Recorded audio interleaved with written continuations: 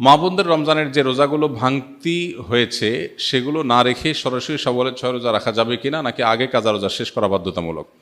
যেহেতু হাদিসের ভাষ্যটা এরকম, মান সামা রমাদান সুম্মা আতবাউ সিত্তাম মিন শাওয়াল, যে রমজানের রোজা রাখলো এরপরে শাওয়ালের 6টা রোজা রাখলো। হাদিসের ভাষ্যটা লক্ষ্য করলে বোঝা যায় যে রমজান রোজা রেখে আগে শেষ করা দরকার, এরপরে শাওয়ালের রোজা। অতএব মা বোনরা হোক আর পুরুষরা হোক, সবার জন্য একই কথা প্রযোজ্য।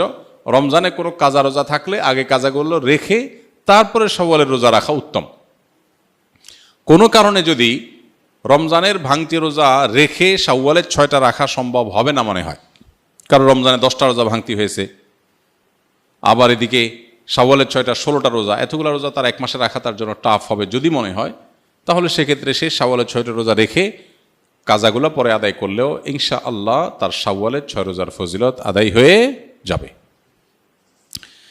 শাওয়ালের 6 রোজা কি ঈদের পরদিনই শুরু করতে হবে, নাকি পুরো মাসের যে কোনো দিন রাখলে হবে? এই রোজাগুলো কি টানা রাখতে হবে নাকি বিরতি দিয়ে? এটা আমরা ইতিপূর্বে বলে ফেলেছি। শাওয়ালের 6 রোজা ঈদের পরপরই রাখতে হবে এমন কোনো বাধ্যবাধকতা নেই। তবে অনেকের জন্য সহজ হয় ঈদের পরপর রেখে ফেলতে পারলে, যাতে করে রোজার অভ্যাসটা থাকে, এর মধ্যে রেখে ফেলতে পারে, পরে আর রাখা হয় না, তারা আগে রেখে ফেলবে। আর যার সুযোগ আছে পরে রাখার বা দরকার আছে পরে রাখা, সে পরে রাখবে এবং ধারাবাহিকভাবে রাখুক, সপ্তাহে 2টা করে 1টা করে রাখুক, যেভাবে খুশি রেখে শাওয়ালের এই মাসের মধ্যে 30 দিনের মধ্যেই রেখে শেষ করতে হবে। আপনার জানা মতে শাওয়ালের রোজা রাখার সময় প্রচলিত কোনো ভুল আছে কি না, যা আমাদের এড়িয়ে চলা উচিত? শাওয়ালের রোজা কেন্দ্রিক খুব কমন বড় কোনো ভুল নাই, তবে ভুল ধারণা আছে কিছু। যেমন অনেকে মনে করেন শাওয়ালের 6 রোজা লাগাতার রাখতে হয়, ধারাবাহিক রাখতে হয়। যদি এই ধারণা এখন আস্তে আস্তে পরিষ্কার হয়ে গেছে আমার মনে হয়। শাওয়ালের 6টা রোজার ফজিলতটা আমরা জানি। নবী সাল্লাল্লাহু আলাইহি ওয়াসাল্লাম বলেছেন, মান সামা রমাদান সুম্মা আতবাহু সিত্তাম মিন শাওয়াল কানা কাসিয়ামিদ দাহর, যে ব্যক্তি রমজান রোজা রাখার পরে শাওয়ালের 6টা রোজা রাখবে সে ব্যক্তি সারা বছর রোজা রাখার সওয়াব পাবে। এক হাদিসে নবী আলাইহিস সালাম এটার ব্যাখ্যাও করে দিয়েছেন। বিষয়টা এইভাবে যে রমজানের 30টা রোজা সচরাচর সর্বোচ্চ 30টা রোজা হয়, এটাকে প্রত্যেক আমলকে আল্লাহ তাআলা কমপক্ষে 10 গুণ বাড়িয়ে দেন। তাতে 30কে 10 দিয়ে গুণ দিলে 300 হয়, আর শাওয়ালের 6টা রোজা রাখলে আর 6 দুগুণে 60 হয়, তাহলে 360, চান্দ্র বছর হিসাবে 360 দিন। অতএব পুরো বছর রোজা রাখার সওয়াব পেতে হলে রমজান রোজার পরে শাওয়ালের 6টা রোজা রাখতে হবে। এই রোজা রাখার ক্ষেত্রে কোনো ধারাবাহিকতার শর্ত নাই, ভেঙে ভেঙে রাখতে পারেন, ইচ্ছা মানে একসাথে রাখতে পারেন, যেভাবে খুশি রাখতে পারেন। এটা হলো একটা ভুল ধারণা সাধারণত, যে একসাথে রাখা লাগে কিনা অনেকের ধারণা হতে পারে। এর বাইরে আর তেমন কোনো মেজর ভুল দেখি না। রমজান রোজা যেভাবে রাখেন সেটাও একইভাবে আপনি রাখবেন, শাওয়াল মাসের মধ্যেই রেখে দিবেন। নববিবাহিতদের জন্য কিছু উপদেশ দিন। যারা সদ্য বিবাহিত তাদের উদ্দেশ্যে আমার উপদেশ সবসময় থাকে, তারা স্ত্রীর কথা মেনে চলবেন, ব্যাস এটাই উপদেশ। আপনারা হেসে উড়াই দিলেন জিনিসটা, সিরিয়াস উপদেশ। আমি কোনো বিয়ে পড়ালে সাধারণত আমি নতুন জামাইকে বলি, বাবা সুখে থাকতে চাইলে বইয়ের হাতে বায়াত হয়ে মুরিদ হয়ে তার কথা মতো চলবা, ব্যাস শেষ। এটাই হলো পারিবারিক সুখ শান্তির মূল মন্ত্র। আমরা এর আগে কোথায় যেন বলেছিলাম যে আমাদের অফিসে যত মানুষ পারিবারিক দ্বন্দ্ব কলহ নিয়ে আসে, এগুলো নিয়ে যারা ওলামা একরাম যারা এগুলো সমাধান করেন, তাদের এক লাইনে কনক্লুশন হলো যে যত কেস তারা এ পর্যন্ত ডিল করেছেন, এই সব কেসের সামারি হলো, যেই ঘরে অনেক সময় আমাদের ওখানে স্বামী স্ত্রী আসে, দুজনের মধ্যে দ্বন্দ্ব থাকে, এগুলো মিটাবার চেষ্টা করে আলেমরা, কাউন্সিলিং করার চেষ্টা করেন। তো তারা বলেন যে যত কেস আমরা ঘাঁটছি এই নিয়ে, সবগুলো কেসের সামারি অলমোস্ট একটাই, সেটা হলো যেই ঘরে স্বামী স্ত্রীর কথা মতো চলে, স্বামীর স্ত্রীর প্রত্যেকটা কথা মানে, সেখানে কোনো অশান্তি নেই। অশান্তিটাই হলো সেখানে যেখানে কথা শোনা হয় না, ব্যাস। এই জন্য নবদম্পতি যারা আছেন তাদের উভয়েরই এটা আমল করা উচিত। বিশেষ করে ছেলেদের একটু বেশি আমল করতে হয় আর কি, মেয়েদের একটু কম, তবে মেয়েদেরও করা দরকার। আর স্বামী হোক আর স্ত্রী হোক, যিনি জীবনসঙ্গীর কথা যত বেশি শোনার চেষ্টা করবেন, আল্লাহর নির্দেশে বাইরে বললে সেটা না, আল্লাহর নির্দেশের মধ্যে থেকে যত বেশি শোনার চেষ্টা করবেন, তিনি আল্লাহর কাছে তত প্রিয় পাত্র হবেন, মুত্তাকি হিসাবে তত ভালো মুত্তাকি হইতে পারবেন। দাম্পত্য জীবনে আপনার সঙ্গীর সাথে সদাচরণ করা, এটা তো আল্লাহর নির্দেশ। আল্লাহ বলেছেন ওয়া আশিরুহুন্না বিল মারুফ, তোমরা পুরুষরা যারা আছো তোমাদের স্ত্রীদের সাথে সংসার করবে সুন্দরভাবে। একই কথা স্ত্রীদের জন্য প্রযোজ্য।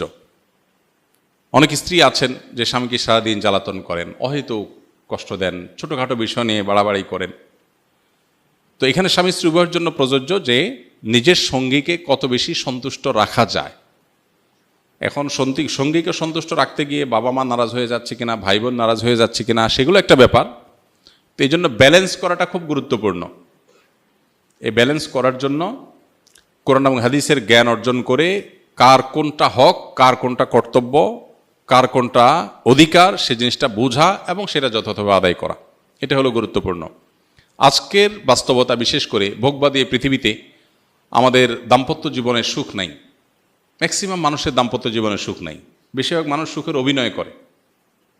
হ্যাঁ, সোশ্যাল মিডিয়াতে ফেসবুক দেন বইয়ের, ফেসবুকে ছবি দেন বইয়ের, মানে কি তাদের মধ্যে মিল, এগুলার এজহার, এগুলার প্রকাশ সোশ্যাল মিডিয়া করান। আসলে বাসায় সারাদিন চুলাচুলি হয়, কিন্তু বাহিরে নাটক করেন কিসের? সুখের। ম্যাক্সিমাম মানুষই অবস্থা, মেজরিটি মানুষের মধ্যে দেখবেন যে সুখের অভিনয় করেন, আসলে সুখে নাই। সুখ পেতে হলে স্বামী স্ত্রী উভয়কে আল্লাহর কাছে পরিপূর্ণভাবে সমর্পণ করতে হবে। আত্মসমর্পণ করা ছাড়া, পরিপূর্ণ ইসলাম গ্রহণ করা ছাড়া আপনি কখনো সুখ চূড়ান্ত লেভেলে পাবেন না। সুখের বিভিন্ন সংজ্ঞা হতে পারে, বিভিন্ন সংজ্ঞার আলোকে আপনি সুখী হইতে পারেন, কিন্তু চূড়ান্তভাবে যে মানসিক ফ্রেশনেস, এটা আপনার মধ্যে তখনই আসবে যখন আল্লাহর কাছে নিজেকে সুপর্দ করবেন। আল্লাহর কাছে সুপর্দ করলে লাভ কি হয় দেখেন। স্ত্রীর কথা কষ্ট পেয়েছেন, স্বামীর কথা কষ্ট পেয়েছেন, আপনি সবর করবেন, কারণ সবর করলে আল্লাহ কি দিবেন? বিনিময় দিবেন।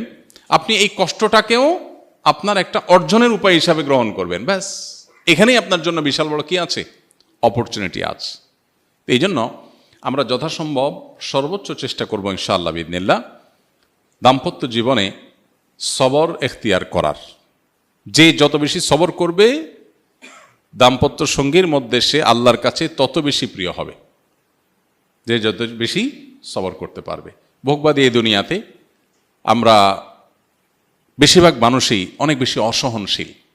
সবাই আমরা অধিকার সচেতন। স্বামী স্ত্রী যদি কোরআন হাদিস জানে, একটু ইসলাম চর্চা করে, তাহলে তারা তাদের মতো করে অধিকার সচেতন হয়। স্বামীর বক্তব্য থাকে যে আমার নির্দেশ মেনে চলতে হবে। আমাদেরকে বিভিন্ন মানুষজন দেখা হলে বলে, হুজুর আপনার বিভিন্ন ভিডিও ক্লিপ বউ পাঠায় আমারে, মেনশন করে। তাই আমি বলি যে বউর পক্ষের ওয়াজ পাইলে আপনারে পাঠায়, আপনার পক্ষের ওয়াজ গেলে আপনি তারে পাঠান না কেন?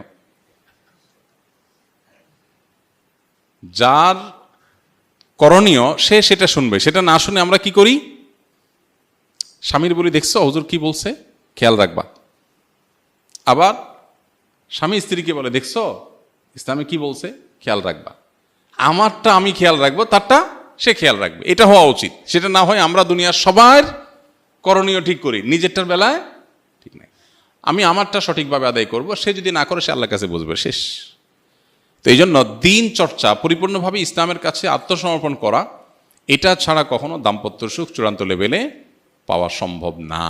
আল্লাহ তাআলা আমাদেরকে সবর এবং শুকর করার তৌফিক দান করুন।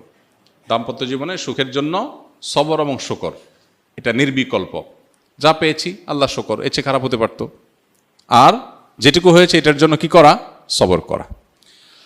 সাদকাতুল ফিতর কি শুধু আটা বা খেজুর দিয়েই হয়? দিয়েছি। এটার উত্তর আমরা রমজানে যে গুনাহগারগুলো ছেড়েছিলাম, শয়তান মুক্ত হওয়ার পর সেগুলো থেকে বাঁচার উপায় কি? রমজানে যে সমস্ত গুনাহগুলো আমাদের দ্বারা হয়ে গেছে, সেগুলো রমজান পরবর্তী জীবনে আমরা কিভাবে ছাড়ব, এটার জবাব আজকে আমরা বলেছি পুরো আলোচনাতে। মূলত রমজান মাসে রোজার মাধ্যমে যে আমাদেরকে আল্লাহ তাআলা তাকওয়া চর্চা করতে বলেছেন বা মুত্তাকি হতে বলেছেন, রোজার এই বার্তাটা গ্রহণ করা,